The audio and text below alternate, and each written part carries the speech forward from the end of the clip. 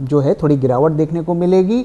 और यूरोप, तो आप अगर इन सेक्टर्स में एक साल पहले पोजीशंस बनाई होती, इन तीनों सेक्टर्स में हमें ग्रोथ अच्छा देखने को मिलता है आने वाले दिनों में। इन्वेस्टर्स को क्लैरिफाई नहीं किया गया कि तो जब तक ये डर इन्वेस्टर्स के मन से नहीं हटेगा, ये कोई ऑपरेशनल प्रॉफिट नहीं है और उसने हमें अच्छे फ्रूट्स दिए अभी इस लेवल पर, तो USA is in the process of destroying money. अगले आप 1-2 दिन में देखेंगे कि एक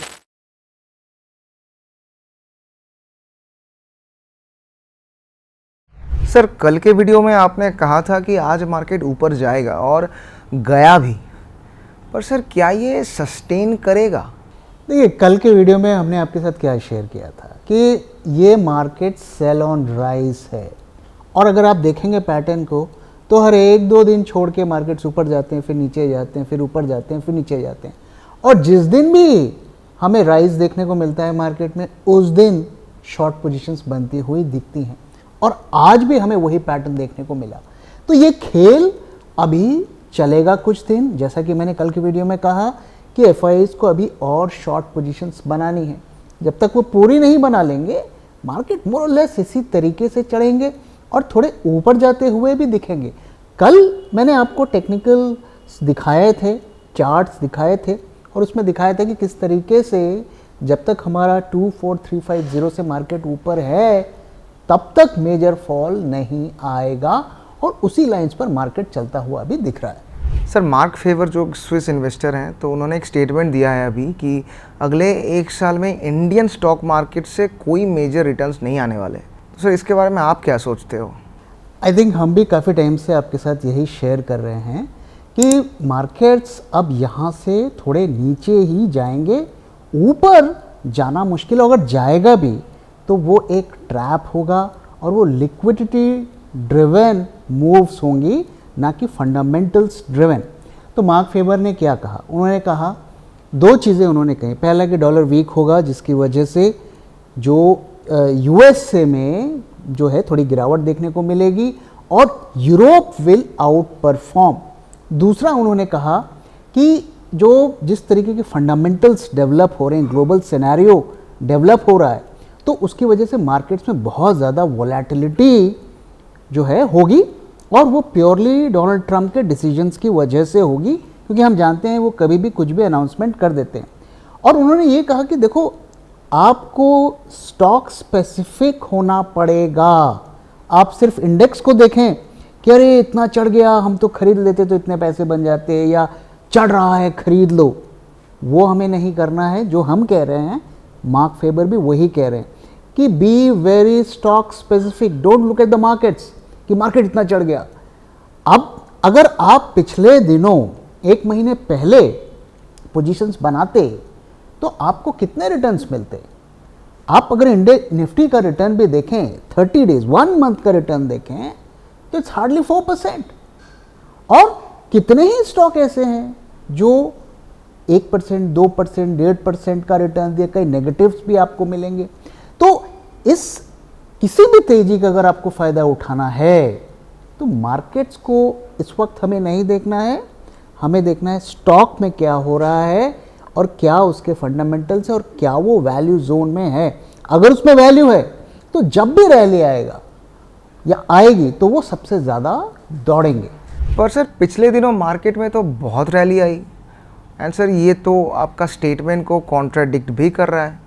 देखो, क्या होता है कि लोग जब भी बोलते हैं ना, अरे मार्केट इतना चढ़ गया, मार्केट इतना चढ़ गया, ऐसा कहते हैं, तो वो क्या करते हैं कि मार्केट के लोएस्ट पॉइंट को लेते हैं और फिर कंपेयर करते हैं कि इतना चढ़ गया। तो अगर आप निफ्टी को देखेंगे, लोएस्ट पॉइंट अगर जो मार्च का लो पॉइंट है वहाँ से मेजर करेंगे तो आपको लगेगा अरे 2500 पॉइंट्स चढ़ गए, अगर मैं खरीद लेता उस वक्त तो मेरे इतने पैसे बन जाते। बट क्या आपको उस दिन पता था कि ये लोएस्ट पॉइंट है? आप टाइमिंग के साथ उस लो को तो नहीं पकड़ सकते। अब अगर आप थोड़ा पहले आइए, अगर आप 1 महीने पहले के प्राइस को लो मानते कि अब यहाँ से मार्केट नहीं गिरेगा और उस वक्त पोजीशन बनाते, तो निफ्टी का रिटर्न कितना निकल कर आता? हार्डली 2.5% रिटर्न निकल कर आता। और कई स्टॉक्स हो सकता है उसमें ज़्यादा रिटर्न दे जाते और कई स्टॉक्स हो सकता है कि नेगेटिव रिटर्न्स भी दे जाते। तो अल्टीमेटली ये डेटा हमें क्या बताता है? ये बताता है कि अगर आप सही स्टॉक को सही लेवल पर पकड़ते तो आपको मुनाफा होता। अब देखिए, पिछले एक महीने में जैसा मैंने कहा कि निफ्टी तो सिर्फ 2.5-3% ही चढ़ा, बैंक निफ्टी तो फ्लैट रहा, एफएमसीजी फ्लैट रहा। कुछ ही सेक्टर्स ऐसे थे जिसमें हमें अच्छी तेज़ी देखने को मिली, जिसमें आपका आईटी आता है जो बेस्ट परफॉर्मर रहा लास्ट 1 मंथ में 10% up, then realty and auto वो भी 8-9% अप रहे, और यही सेक्टर सबसे ज़्यादा पिटे थे। तो आप अगर इन सेक्टर्स में 1 साल पहले पोजीशंस बनाई होती तो आपके पोर्टफोलियो तो ब्लीड कर रहे होते। उस टाइम पे आपको क्या पता था कि वो lowest point of the market था। तो इसलिए जैसा मार्क फेबर ने कहा, मैं उनसे पूरी तरीके से एग्री करता हूं कि इस मार्केट में हमें पूरी तरीके से स्टॉक स्पेसिफिक रहना है और स्टॉक्स की वैल्यूएशन और प्राइस को देखकर पोजीशन बनानी है। और ये सब हमें नहीं करना है कि अरे मार्केट इतना चढ़ गया मैं खरीद लेता। आप कौन से स्टॉक खरीदे? आप क्या पूरा का पूरा मार्केट खरीद लेते? क्या आप निफ्टी खरीद लेते? क्या खरीद लेते आप? तो इसलिए be stock specific and don't, अब ज़्यादा मार्केट को हमें नहीं देखना है कि इतना चढ़ गया, इतना चढ़ गया, इतना चढ़ गया। सर, बैंक और एफएमसीजी ये दोनों पिछले महीने बॉटम परफॉर्मर्स थे, तो सर इसकी क्या क्या वजह हो सकती है? देखो, दोनों सेक्टर्स अगर आप देखो, बैंक्स और एफएमसीजी दोनों आपके इकॉनमी से लिंक्ड हैं, और इकॉनमी में हमें स्ट्रेस देखने को मिल रहा है, ये कोई छुपी बात नहीं है। आप कितना भी बोल लो, लेकिन इकॉनमी में तो स्ट्रेस है। और जो भी कंपनी के रिजल्ट्स आप देखेंगे वो सब कह रहे हैं, वो ग्लोबल इवेंट्स जो हो रहे हैं टैरिफ्स वगैरह को लेकर या जो भी कॉन्फ्लिक्ट्स हैं हो रहे हैं उसको लेकर चिंतित हैं, और साथ ही वो ये भी कह रहे हैं कि कंजम्पशन का प्रॉब्लम हमें दिख रहा है। तो ये दोनों अगर आप देखें तो हमारे जो जीडीपी ग्रोथ, इकॉनमी उससे डिपेंडेंट है। भाई बैंक्स तो यूएसए को एक्सपोर्ट करेंगे नहीं, वो तो टोटली डिपेंडेंट है, और एफएमसीजी भी, भाई लोग खाएंगे नहीं, खरीदेंगे नहीं तो उनकी कंपनी कैसे चलेगी? तो ये इन दोनों सेक्टर्स को आप ट्रैक करिए, यही आपको बताएंगे कि इकॉनमी की क्या हालत है, और आप साथ में ऑटो को भी जोड़ सकते हैं। तो अगर इन तीनों सेक्टर्स में हमें ग्रोथ अच्छा देखने को मिलता है आने वाले दिनों में, तो शायद ये टर्न अराउंड का साइन होगा। और अभी आप देखिए तो जितने भी एफएमसीजी कंपनीज आ रहे हैं सब ये कह रहे हैं कि भाई इकॉनमी कंजम्पशन में थोड़ा प्रॉब्लम है, तो ये इकॉनमी को के स्टेट को ही बता रहा है। सर, इंडसइंड बैंक पे आते हैं, बहुत ज़्यादा गिर रहा है ये, तो इसमें कोई वैल्यू दिखती है आपको? देखो, इंडसइंड बैंक में तो बहुत फॉल आ गया, ओके। और हर बार जब पहली बार फॉल आया था काफ़ी लोग को लग रहा था कि अरे इतना बड़ा बैंक है, इतने अट्रैक्टिव प्राइस पे मिल रहा है, खरीद लें। और कई लोगों ने हमसे इसको लेकर कंसल्ट भी किया, और हमने कहा कि नहीं, हमें इस बैंक पे नहीं लगाने हैं पैसे। क्यों नहीं लगाने हैं? क्योंकि देखिए, जहाँ भी पैसे की डीलिंग होती है ना, वह इंटीग्रिटी बहुत इम्पॉर्टेंट होता है। अब ये बात तो कुछ छुपी नहीं है कि वहाँ पर कुछ ना कुछ तो हुआ है, और उसकी अब तो सेबी ने भी बोला है कि वो इन्वेस्टिगेट कर रहे हैं, साथ में इनसाइडर ट्रेडिंग की न्यूज़ आ रही है।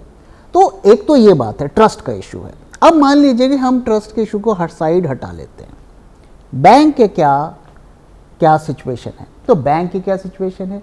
तो भाई देखिए, अब सिचुएशन क्या है, लोग वहाँ से अकाउंट्स बंद करवा रहे हैं, काफ़ी लोग पैसे निकाल रहे हैं।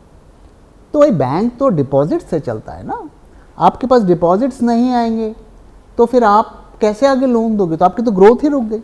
हालांकि प्रमोटर के पास बहुत पैसा है, प्रमोटर ने बोला है कि जब भी ज़रूरत पड़ेगी हम बैंक को पैसा देंगे, वो अलग बात है। लेकिन आप कितना भी पैसा लगा लो, कस्टमर को तो आके वहाँ पे डिपॉजिट्स रख रहे हैं। तो अब वो क्या कर रहे हैं, पैसा उठाने के लिए ज़्यादा इंटरेस्ट रेट देकर सीडीज़ और एफडीज़ करवा रहे हैं ताकि पैसा आए। अब अगर 1-2% भी अगर एफडी का रेट ज़्यादा ले लेंगे तो कोई ना कोई लोग आके बोलेंगे ठीक है जी हम खोल लेते हैं, कोई बात नहीं, हम थोड़ा पैसा लगा लेते हैं। तो उनका जो फंड का कॉस्ट है वो बढ़ता जा रहा है। तो जब फंड का कॉस्ट बढ़ेगा तो उनके मार्जिन्स पे इम्पैक्ट पड़ेगा। और जो कई बैंक्स में ऐसी चीज़ें हैं उसको अभी भी इन्वेस्टर्स को क्लैरिफाई नहीं किया गया कि ये ऑडिट जो ये गलती क्यों नहीं पकड़ी गई, ये मिस्टेक क्यों नहीं पकड़ी गई, ये कैलकुलेशन एरर जो आप कह रहे हो वो ऑडिट में क्यों नहीं पकड़ा गया, और जो ऑडिटर्स थे उनकी क्या क्वालिफिकेशन थी आप ये भी नहीं बता रहे हो। ऐसे कई ब्रोकरेज हाउसेस ने ये क्वेश्चंस रेज किए हैं, और ये सब कितने टाइम से चल रहा था। तो ये जब तक आप इन्वेस्टर्स को ये चीज़ें नहीं बताओगे साफ साफ, तब तक वो ट्रस्ट नहीं बिल्डअप होगा। अब ऐसे में क्या होता है कि सारे ब्रोकरेजेस जो हैं बैंक्स को डाउनग्रेड कर देते हैं। तो वो डाउनग्रेड उन्होंने किया है और ज़्यादा उसकी वजह से सेलिंग आएगी। और बीच बीच में देखिए जो शॉर्ट टर्म पोजीशंस होती हैं, लोग 2 दिन 4 दिन की पोजीशंस बनाते हैं, 1 महीने की पोजीशंस बनाते हैं, वो शॉर्ट्स को कवर करते हैं, बाउंस भी देखने को मिलता है। तो बीच में बाउंस भी देखने को मिलेंगे, लेकिन मैं 2 साल 3 साल तक इस बैंक में पैसे क्यों लगाऊंगा अगर मुझे ये कॉन्फिडेंस नहीं है कि बैंक में इंटीग्रिटी की कोई इशू नहीं है, और अगर एक बार ये प्रॉब्लम आ गई तो इसकी क्या गारंटी है कि दोबारा नहीं आएगी। तो जब तक ये डर इन्वेस्टर्स के मन से नहीं हटेगा बहुत मुश्किल है इसकी रिकवरी में। सर आईटीसी के रिजल्ट्स आए और नेट प्रॉफिट 300% से बढ़ा है इसका, तो इधर आपको कोई बाइंग का सीन दिख रहा है?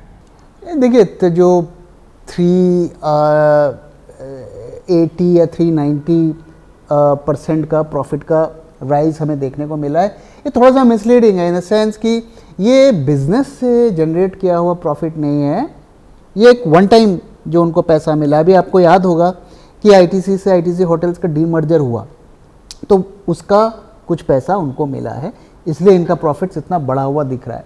ये कोई ऑपरेशनल प्रॉफिट नहीं है, तो इसलिए इसको बहुत ज़्यादा हमें रीड नहीं करना चाहिए। हाँ ये बात है कि अब उनके पास और ज़्यादा कैश उनके किटी में आ गया है जो उसे फर्दर एक्सपेंशन के लिए यूज़ करेंगे, तो वो एक पॉजिटिव है। देखिए ओवरऑल आईटीसी बहुत बढ़िया एक स्टॉक है, हमारा पसंदीदा स्टॉक भी है, लेकिन ये स्टॉक की खासियत ये है अगर आपने इसे ऊपर के लेवल्स पे लिए तो आपको बहुत पेन देगा और सालों पेन देगा, क्योंकि ये मूव जब कंसोलिडेट करता है तो बहुत लंबा करता है। इस स्टॉक की एक खासियत है। तो हमने इस स्टॉक को 2021 में पिक किया था जब इसने एक लंबा कंसोलिडेशन किया था एक फॉल के बाद, और उसने हमें अच्छे फ्रूट्स दिए। अभी इस लेवल पर we are not comfortable entering this. हालांकि मैं आपको बता दूं कि कंपनी के जो फ्यूचर पोटेंशियल्स काफ़ी स्ट्रॉन्ग हैं और कंपनी लगातार नए प्रोडक्ट्स बना रही है, उस पर काम भी कर रही है, और डोंट बी सरप्राइज्ड कि किसी दिन ये कोई बड़े एक्विजिशंस भी या मर्जर्स को भी अनाउंस कर दें, उस पर भी काफ़ी ज़्यादा कंपनी फोकस्ड है। तो ओवरऑल ये स्टॉक इस प्राइस पे थोड़ा सा मुश्किल है। तो मैं कोशिश करूँगा कि एक इसका डिटेल्ड वीडियो बनाकर या तो इस चैनल पे डालें या फिर हमारे जो मेंबरशिप है उसमें हम डालने की कोशिश करेंगे और डिटेल एनालिसिस इसकी आपके साथ शेयर करने की कोशिश करेंगे। सर क्या आप अभी बुल ट्रैक पोर्टफोलियो में कुछ नए स्टॉक्स को डालने का सोच रहे हैं? हाँ एक्चुअली अभी हमने कुछ हफ्तों पहले ही 2 स्टॉक्स डाले थे। डालना एक्चुअली हमें ज़्यादा था 3 या 4, बट फिर हमने कंसिडरिंग ये टैरिफ वैरिफ की सिचुएशंस तो थोड़ा हमने रोक लिया। अब हम कोशिश करेंगे कि इस मंथ के एंड तक उससे पहले कोशिश करेंगे कि 1 या 2 स्टॉक्स और डालें। तो अभी मार्केट्स का स्टेट थोड़ा देखते हैं, क्योंकि already markets have run up to high, तो यहाँ से वो कैसे रिएक्ट करते हैं उसको हम थोड़ा स्टडी कर रहे हैं। और अगर एक फॉल मिलता है, छोटा मोटा भी फॉल मिलता है, तो स्टॉक थोड़ा हमें अच्छे वैल्यू पर मिल जाएगा। तो कोशिश करेंगे कि हम अगले 1-2 हफ्तों में इस पर कुछ डालें। सर काफ़ी क्वेरीज आ रही हैं लोगों की इन्वेस्टिंग को लेके कि वो सीखना चाहते हैं इन्वेस्टिंग, एंड सर कैसे अच्छे स्टॉक्स को पिक करना है ये भी वो लोग सीखना चाहते हैं। तो सर इसको लेके हम कोई इनिशिएटिव ले सकते हैं क्या? हाँ, मुझे भी फीडबैक मिला है कि काफ़ी लोग इंक्वायरी कर रहे हैं कि वो खुद से स्टॉक इन्वेस्टिंग कैसे कर सकते हैं, कैसे स्टॉक की एनालिसिस कर सकते हैं, कैसे स्टॉक एक फेयर वैल्यू जोन पर है ये पता कर सकते हैं। तो काफ़ी क्वेरीज आ रही हैं। अब हम लोग ज़्यादातर जो है ट्रेडिंग ऑप्शंस NFNOs के प्रोग्राम्स करते हैं और वहाँ पर भी लोग आके हमसे बोलते हैं कि सर आप इन्वेस्टिंग का करवाइए, हम उसको सीखना चाहते हैं। तो कंसिडरिंग ऑल द फीडबैक हम एक प्रोग्राम जल्दी ही अनाउंस करेंगे। आपको भी इंस्ट्रक्शन है कि एक उसका जो भी कंटेंट वगैरह है वो बना के आप चैनल पे शेयर करिए ताकि लोगों को पता हो, और कोशिश करेंगे कि हम ये अगले 1-1.5 महीने के अंदर ही इसको करें। सर अभी ऑडियंस के कुछ सवाल ले लेते हैं। जितेंद्र जी बोल रहे हैं कि सर एक बात बताओ, US can print as much dollar as it can, then USA को बॉन्ड्स ट्रेजरी इशू करने की और लोन क्यों लेना होता है? Same thing can apply to India as well. अच्छा क्वेश्चन है, बहुत ही फेयर क्वेश्चन है। देखिए, आपने बनाना रिपब्लिक का नाम सुना होगा, तो एक बनाना रिपब्लिक और एक जो डेमोक्रेटिक कंट्री में क्या डिफरेंस होता है। बनाना रिपब्लिक में कोई जो भी पोजीशन ऑफ पावर को होल्ड करता है एक दिन आके कुछ भी बोल सकता है, कुछ भी कर सकता है और सबको उसको सपोर्ट करना पड़ेगा। लेकिन एक जो डेमोक्रेटिक कंट्री होती है, जो कॉन्स्टिट्यूशन से रन होती है, उसके कुछ कायदे कानून होते हैं, तो उसको कायदे कानून के दायरे में काम करना पड़ता है।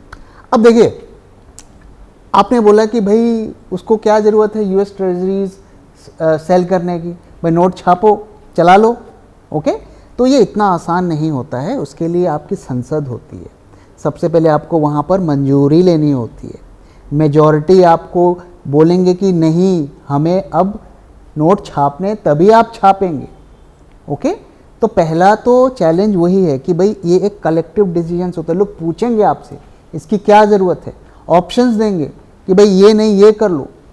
आप डोनाल्ड ट्रंप उठ के किसी दिन आके ये नहीं कह सकता कि नोट छाप लो, और नोट छापने का काम फेड का होता है, वो प्रेसिडेंट का नहीं होता है, okay.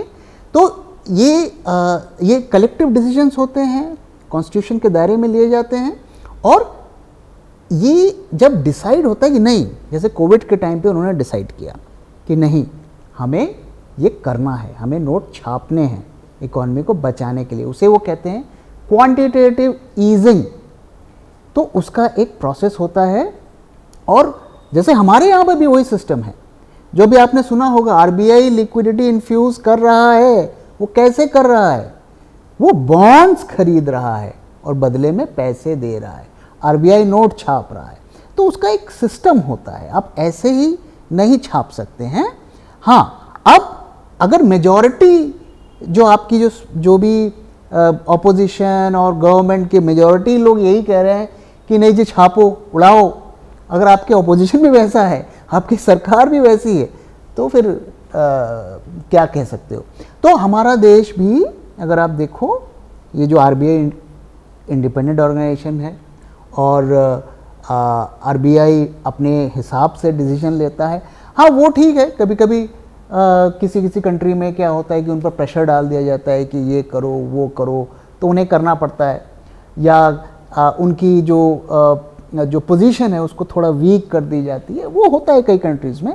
But overall democratic setup में एक सिस्टम होता है, उसके अंतर्गत ही डिसीजंस लिए जाते हैं। तो इस वक्त अगर आप देखें USA क्या कर रहा है, वो क्वांटिटेटिव ईजिंग यानी कि जो नोट छापने की प्रक्रिया है उसके उल्टा काम कर रहा है, यानी कि क्वांटिटेटिव टाइटनिंग कर रहा है। अगर सरल भाषा में बोलें तो USA is in the process of destroying money. Sir last but not the least, अगले हफ्ते मार्केट कहाँ जाता हुआ दिख रहा है आपको, क्या व्यूज़ हैं आपके? Same view, market sell on rise चल रहा है। आज अगर मार्केट में देखें सेम स्टोरी, मार्केट से 250 पॉइंट अप रहे, कॉल और पुट आईवीज में राइज देखने को मिला, ओके। आपके करंट मंथ के फ्यूचर्स और नेक्स्ट मंथ के फ्यूचर दोनों में एडिशंस हुए हैं। 8000 कॉन्ट्रैक्ट्स इधर ऐड हुए, 9000 कॉन्ट्रैक्ट्स उधर ऐड हुए। But again drop in futures premium, Nifty futures के प्रीमियम्स इस मंथ भी ड्रॉप हुए हैं करीब 20 पॉइंट, अगले मंथ के भी ड्रॉप हुए हैं करीब 30 पॉइंट। ओके, तो क्या हुआ, market up, premiums down, IVs up, तो clear cut sign of sell on rise. और जैसा कि होता है अगले आप 1-2 दिन में देखेंगे कि एक डिप भी आपको देखने को मिल सकता है। पुट कॉल रेशियो में ज़रूर थोड़ा सा राइज हुआ है, एडवांस डिक्लाइन भी ठीक ठाक था। तो ओवरऑल ज़्यादा कुछ इसमें रीड करने का नहीं है, बहुत ज़्यादा ऑप्टिमिस्टिक होने का नहीं है। जो रेंज हमने आपके साथ शेयर की थी, कल का वीडियो जाके आप रेफ़र कर सकते हैं, उसी रेंज को फ़िलहाल हमें फॉलो करना है। और मार्केट में इस वक्त कोई बड़ी गिरावट का सीन तो नहीं दिख रहा।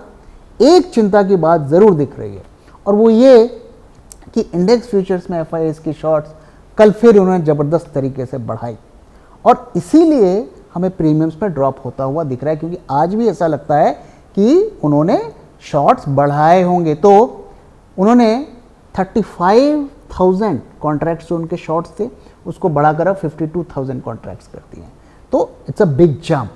ओके, तो क्लियरली जो हम लगातार कह रहे हैं, market is sell on rise.